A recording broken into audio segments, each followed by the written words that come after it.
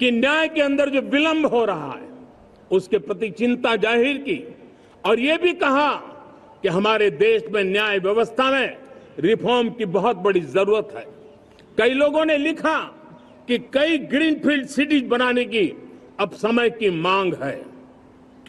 किसी ने बढ़ती हुई प्राकृतिक आपदाओं के बीच शासन प्रशासन में कैपेसिटी बिल्डिंग के लिए एक अभियान चलाने का सुझाव दिया। बहुत सारे लोगों ने यह सपना भी देखा है कि अंतरिक्ष में भारत का स्पेस स्टेशन जल्द से जल्द बनना चाहिए।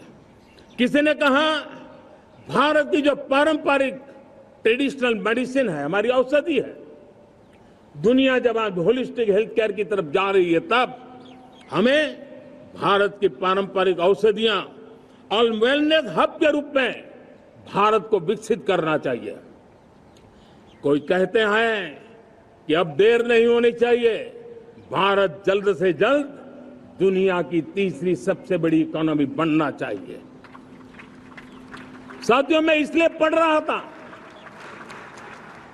कि मेरे देशवासियों ने सुझाव दिए, मेरे देश के सामान्य नागरिक ने ये सुझाव हमें दिए हैं।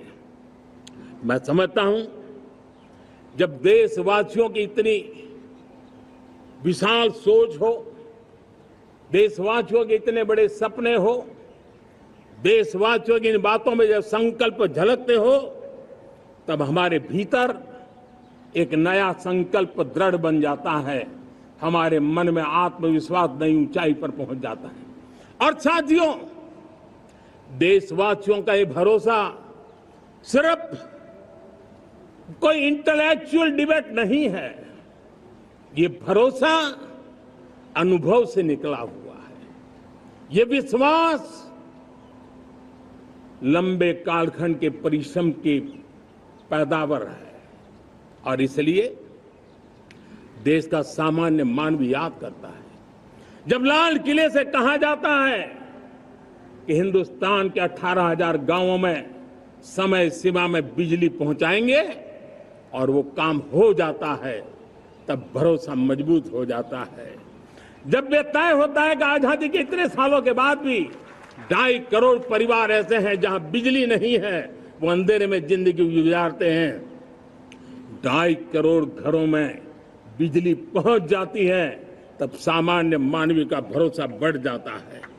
जब लाल किले से स्वच्छ भारत की बात कही जाए तब इस देश के अग्रिम हरोर पंक्ति में बैठे हुए लोग हो, गांव के लोग हो, गरीब बस्ती में रहने वाले लोग हो, छोटे छोटे बच्चे हो, हर परिवार के अंदर स्वच्छता का वातावरण बन जाए, स्वच्छता की चर्चा हो, स्वच्छता के संदर्भ में एक दूसरे को रोक टोकने का निरंतर प्रयास चलता रहे।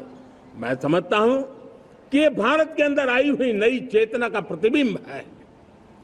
जब देश के सामने लाल किले से कहा जाए कि आज हमारे परिवारों में 3 करोड़ परिवार ऐसे हैं जिनके घर में नल से जल मिलता है, आवश्यक है हमारे इन परिवारों को पीने का शुद्ध पानी पहुंचे। जल जीवन मिशन के तहत इतने कम समय में नए 12 करोड़ परिवारों को जल जीवन मिशन के तहत नल से जल पहुंच रहा है। आज 15 करोड़ परिवार इसके लाभार्थी बन चुके हैं। हमारे कौन लोग वंचित थे इन व्यवस्थाओं से, कौन पीछे रह गए थे? समाज के अग्रिम पंक्ति के लोग इसके लिए अभाव में नहीं जीते थे। मेरे दलित, मेरे पीड़ित, मेरे शोषित, मेरे आदिवासी भाई बहन, मेरे गरीब भाई बहन, मेरे झुग्गी झोपड़ी में जिंदगी गुजारने वाले लोग, वही तो इन चीजों के अभाव में जी रहे थे।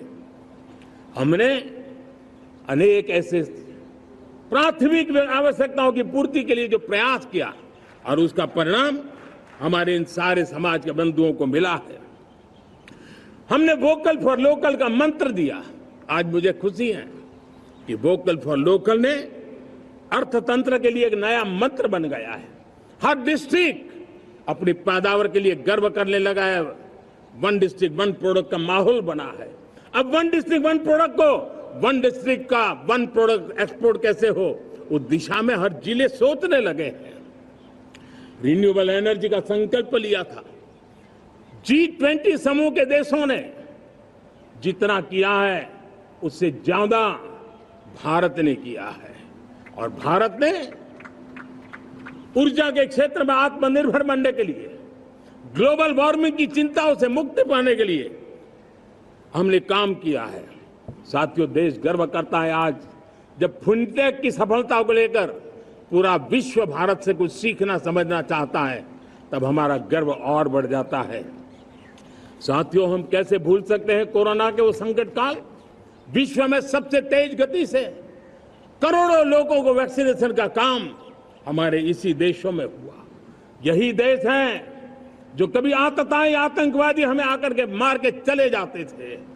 जब देश की सेना सर्जिकल स्ट्राइक करती है, जब देश की सेना एयर स्ट्राइक करती है, तो देश के नौजवानों का सीना ऊंचा हो जाता है, तन जाता है, गर्व से भर जाता है।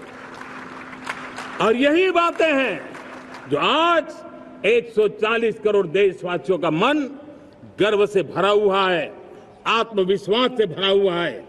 साथियों, इन सारी बातों के लिए एक सुविचारित प्रयास हुआ है। रिफॉर्म की परंपरा को सामर्थ्य दिया गया है, नक्कर तरीकों के, नक्कर लक्ष्य को लेकर के।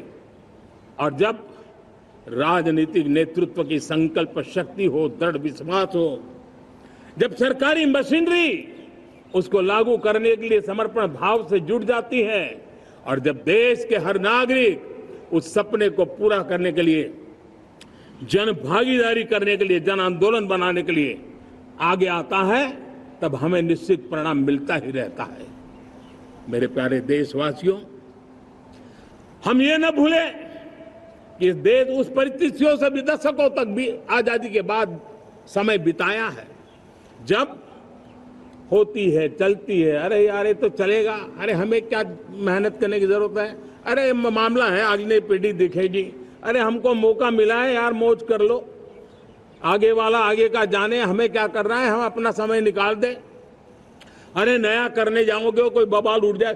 पता नहीं क्यों देश में स्टेटस को का माहौल बन गया था, जो है उसी से गुजारा कर लो, यही का माहौल बन गया था। और लोग तो कहते हैं अरे भाई छोड़ो, अब कुछ होने वाला नहीं है, चलो, ऐसा ही मन मर गया था। हमें इस मानसिकता को तोड़ना था, हमें विश्वास से भरना था, और हमने उस दिशा में प्रयास किया। कई लोग तो कहते थे अरे भाई अगली पीढ़ी के लिए काम हम अभी से क्यों करें, हम तो आज का देखें। लेकिन देश का सामान्य नागरिक ये नहीं चाहता था, वो बदलाव के इंतजार में था, वो बदलाव चाहता था, उसकी ललक थी, लेकिन उसके सपनों को किसी ने तवज्जो नहीं दी, उसकी आशा आकांक्षाओं को, अपेक्षाओं को तवज्जो नहीं दी गई, और उसके कारण वो मुसीबतों को झेलते हुए गुजारा करता रहा, वो रिफॉर्म्स का इंतजार करता रहा।